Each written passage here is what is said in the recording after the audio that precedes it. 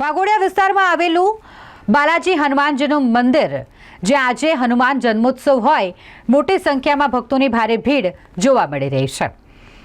હનુમાન જન્મોત્સવની ઉજવણી દરેક મંદિર ખાતે કરવામાં આવી રહી છે। તે જ અંતર્ગત બાલાજી હનુમાનજીના મંદિર ખાતે પણ આજે અલગ અલગ ધાર્મિક કાર્યક્રમનું આયોજન કરવામાં આવ્યું। ખાસ કરીને મંદિરની છત પર હનુમાન દાદાની પ્રતિમા જેનું લોકાર્પણ કરવામાં આવ્યું છે, જેનું નિર્માણ થઈ ગયા બાદ આજરોજ તેનું લોકાર્પણ ભક્તો માટે કરવામાં આવ્યું છે। દૂરથી જ ભક્તો દાદાના દર્શન કરી શકે તે માટે મંદિરના છત પર દાદાની પ્રતિમાનું નિર્માણ કરવામાં આવ્યું છે।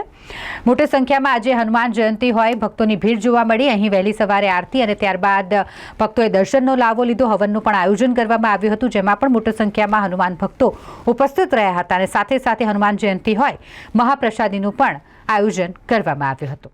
આજરોજ મારા મત ક્ષેત્રમાં વડોદરા શહેરના પૂર્વ વિસ્તારમાં આવેલ મેદીપુર બાલાજી હનુમાનજી મંદિર ખાતે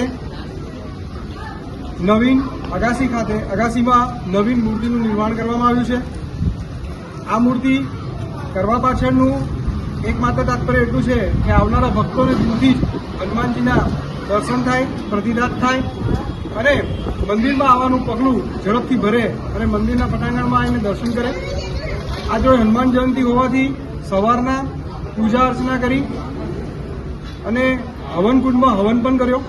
હવન કર્યા બાદ મહાપ્રસાદીનું ભોજનનું આયોજન પણ કરવામાં આવ્યું અને ખૂબ મોટી સંખ્યામાં આજરોજ હનુમાન ભક્તોએ મહાપ્રસાદીનો ભોજનનો આનંદ લીધો છે, હનુમાન દાદાના આશીર્વાદ લીધા છે અને દર વર્ષે આવી રીતે મોટામાં મોટો ભંડારો થાય એવો અરવિંદભાઈનો સંકલ્પ સાકાર થઈ રહ્યો છે।